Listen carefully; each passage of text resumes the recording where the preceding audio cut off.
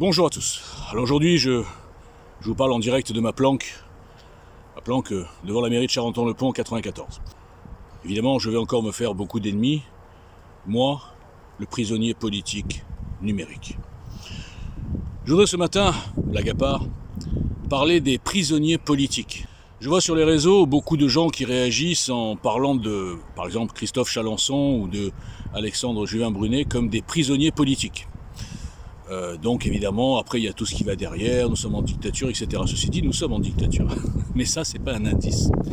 Je vois aussi des chroniqueurs, des journalistes, Boutry, faire l'apologie de Chalencon, le grand résistant, courageux. Ou alors Borowski, qui fait carrément des flashs spéciales, j'ai reçu une lettre du capitaine Juvin-Brunet, etc. Machin. Évidemment que pour Borowski, ça lui assure quand même pas mal d'audience. Puisque pendant 2 ans, la légende du capitaine a été complètement fabriquée, diffusée, alimentée par tous les petits médias dits, dissidents. Alors moi je vais vous parler rapidement du capitaine sans être méchant, juste en étant factuel. Moi le capitaine Juvin-Brunet, je l'ai rencontré au tout début, quand il n'était personne, il venait d'arriver, en mai 2020. J'ai tout de suite vu à qui j'avais affaire, parce que j'ai un détecteur pour ça, et je m'en suis éloigné. Alors je ne vais pas faire son parcours, mais je demande aux gens quand même de se poser quelques questions. On nous le présente comme un capitaine, c'est vrai qu'il a été capitaine. Maintenant, est-ce que la version qu'il donne pour son départ, entre guillemets, de la gendarmerie est la bonne? Je vous laisse chercher. Ensuite, étonnamment, personne justement ne s'est étonné qu'il ait eu tous les petits médias d'un coup. Pendant que EJ Le Citoyen était là depuis 3 ans, avant les Gilets jaunes, était boycotté par tout le monde. Bon, par le système évidemment, censuré, etc.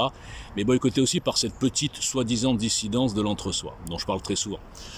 Ensuite, on peut se demander, alors que ces affaires, il avait 2 affaires, je crois, enfin une qui était en dépôt de bilan depuis longtemps, l'autre qui lui rapportait rien, et donc on le retrouve avec un camion, une tournée, location de salles, des médias, des faux followers, donc ça coûte de l'argent, tout ça, des visibilités boostantes, et bien sûr tous ces petits médias qui ont créé une espèce d'émulation autour de lui.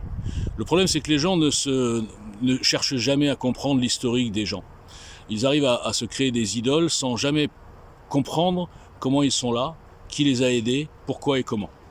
Alors je ne vais pas rentrer dans le détail, moi je le sais, mais je ne vais pas en parler parce que je ne veux pas lui faire du mal, il est déjà en prison le pauvre.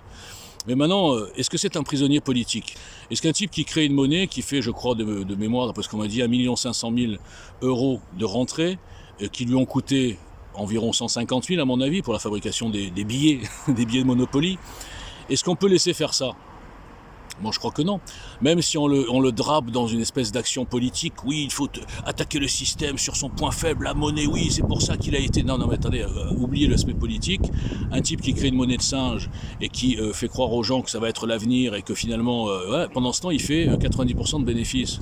Je veux dire, si un grand résistant, c'est un homme d'affaires, un grand résistant est là pour se faire du fric. Bon, alors maintenant, évidemment que pour ce qu'il a fait, il mérite pas la prison, on est d'accord. Quand on voit des trucs comme Palmade, ça donne envie de vomir. Il n'y a pas que lui. Quand on voit des gens qui agressent, qui insultent, qui violent, qui ressortent au bout de 48 heures, il y a de quoi vomir de mettre un type comme ça en prison, parce qu'il n'est pas un criminel. Mais le problème, c'est que les gens ne comprennent pas une chose, c'est que dans son affaire, le fait qu'il soit en prison l'empêche d'effacer les traces, d'effacer les preuves, de prévenir un tel, de ci, de là. Là, le problème, c'est que ça nuirait à l'enquête. Voilà, donc là, c'est différent, ça n'a rien à voir avec un prisonnier politique. Parce qu'il était dangereux, Juvin-Brunet. Rien du tout. Qu'est-ce qu'il a autour de lui? Il a 5 000 ou 10 000 fans aveuglés qui ont acheté la monnaie de singe et qui pensent que c'est un grand résistant parce qu'on lui met le titre de capitaine. Et qui ne se pose pas la question comment ce capitaine qui appelle au soulèvement général n'a jamais été suspendu sur Twitter. Par exemple, des questions simples, je vous aide un petit peu. Bon. Ensuite, Chalencon, alors pour moi, c'est pas un prisonnier politique, c'est un prisonnier psychiatrique. Chalencon, moi j'ai bossé avec lui, j'ai vu que c'était un malade mental, je suis parti très rapidement, puisque je suis le créateur du CNL, qu'il a complètement changé depuis, il a rendu ça une secte antisioniste, islamophile, on va égorger tout le monde et tout, un truc qui n'a rien à voir, dommage parce que le CNL était bien parti. Eh bien, Chalencon, c'est juste un fou, il n'est pas dangereux. Chalencon, moi, il m'a menacé sur et hors Twitter, je vais t'envoyer des islamistes, fais attention quand tu marches, des trucs, mais c'est des trucs de film. Le mec il se fait mousser, il se prend pour le parrain, et les gens ils pensent que c'est ça la résistance. Ils pensent ah qu'est-ce qu'il est viril, oh qu'est-ce qu'il est courageux, mais ça sert à quoi?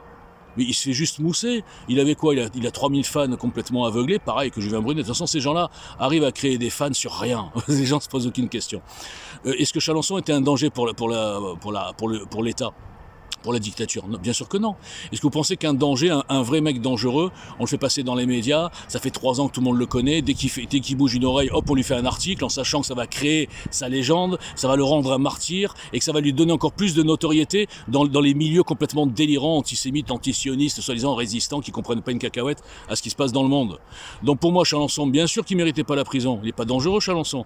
Il méritait quoi? Bon, c'est sûr qu'il est un peu lourd parce qu'il a eu du sursis. Il continue. Je crois qu'il est drogué aux commentaires sur les réseaux sociaux.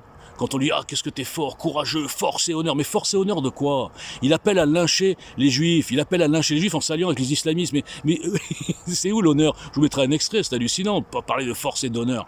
Et en plus, il sert à rien. Qu'est-ce qu'il propose concrètement? Rien du tout. Il propose juste d'aller égorger Attali. C'est n'importe quoi. Bon, voilà, donc ce ne sont pas des prisonniers politiques. L'un, c'est un prisonnier de droit commun qu'on doit laisser en prison le temps de faire l'enquête, si j'ai bien compris. Et l'autre, c'est un prisonnier qui devrait plutôt être en asile psychiatrique pendant quelques temps pour le calmer. Le problème, c'est que là, en le mettant en prison, eh bien, tous les gens, d'un coup, ils se disent « Ah oui, c'est un vrai résistant. Oui, les vrais résistants sont ceux qui vont en prison. » C'est n'importe quoi. J'aurais dû aller en prison, peut-être. Non, les vrais résistants, les gars, c'est ceux qu'on rend invisibles pendant 5 ans parce que eux sont vraiment dangereux et ils n'ont pas besoin d'appeler au meurtre, etc. Ils ont juste à proposer un projet justement qui pourrait regrouper. Mais comme je suis rendu invisible depuis 5 ans avec JL sur tous les réseaux, là je viens de revenir sur TikTok, bon on me voit un peu mais sans plus. Non, mais ça c'est les vrais résistants. Ça fait peur au système. Le système sait très bien que les malades mentaux comme Chalençon, ils vont toujours regrouper 5, 10 000, allez 20 000 personnes. Mais aux élections, il fait combien, pardon, 1%, 0,1%. Qui va voter pour un hurluberlu comme ça? Voilà. Donc moi je dis courage à Chalençon. Je trouve que 8 mois c'est du délire. J'espère qu'il va être libéré avant quand même. Mais dans tous les cas, ça n'a rien d'un prisonnier politique, ça n'a rien d'un résistant. C'est un petit fantaisie sur les réseaux qui a été drogué à la notoriété pendant les Gilets jaunes et qui depuis est frustré d'avoir moins de lumière. Donc il fait tout pour faire du buzz. Voilà ce que c'est Chalençon. Et je vous dirai en face, de toute façon on s'est déjà pris la tête 100 fois. Voilà. Donc vous m'avez pas reconnu, je suis personne comme d'habitude. Et je vous laisse réfléchir sur les prisonniers politiques. Merci. Car cette alliance que nous sommes en train de forger sera certainement l'alliance qui fera que nous mettrons à terre la bête. Aujourd'hui, c'est un combat à la vie, à la mort. Et vous, frères musulmans, vous devez amener à une union, à une alliance sacrée avec nous, chrétiens. Donnez-nous l'occasion de vous aider. Vous allez voir que ce pays, il va se nettoyer en 48 heures, 72 heures. Donnez-nous les moyens d'agir, nous les musulmans. En France. Donnez-nous les moyens d'agir. Vous allez voir, faites-nous confiance. Si on s'allie à des gens comme Christophe Chalençon, Christophe Chalençon sera très content de nous laisser un bout de territoire autonome. Pour nous les musulmans, selon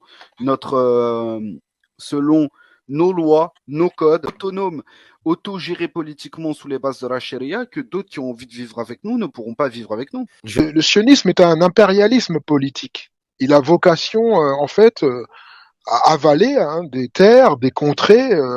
Alors moi, je suis désolé. Il n'y a pas d'antisémitisme en France. Vous êtes dans le camp des ennemis. Il va falloir qu'on vous traque et qu'on vous chasse. Parce qu'aujourd'hui, c'est ça, la réalité. Et vous n'avez pas de chance, parce que nous sommes bien plus nombreux que vous. Parce que si nous ne vivons pas, d'autres vivront pour vous traquer. Ouais, toute cette merde, cette crasse qu'il va falloir nettoyer. Et je crois que c'est comme ça qu'il va falloir parler à nos ennemis et leur dire, comme le disait le calife Omar, je vais t'envoyer des hommes qui aiment la mort autant que tes hommes aiment le vin. On va vous rentrer dedans, tout simplement. Et on le fera avec la bénédiction de Dieu, voilà, tout simplement. Et je m'adresse au Créateur du ciel et de la terre de nous donner la détermination, la force et de faire que nos rangs grossissent pour qu'on aille vous trouver. Le combat est la victoire ou le martyr. Je vais leur donner la même réponse que Kubilai Khan, le petit-fils de Gengis Khan, faire fondre leurs biens et leur or pour l'étendre sur leur corps, et ceci est ma bénédiction. Première vidéo, mon fils me filme 3 minutes dans l'atelier, 270 000 vues. Vous entendez? 270 000 vues.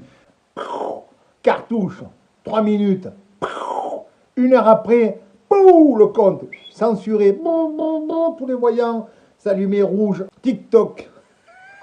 À part montrer son cul, sans déconner, c'est nichon.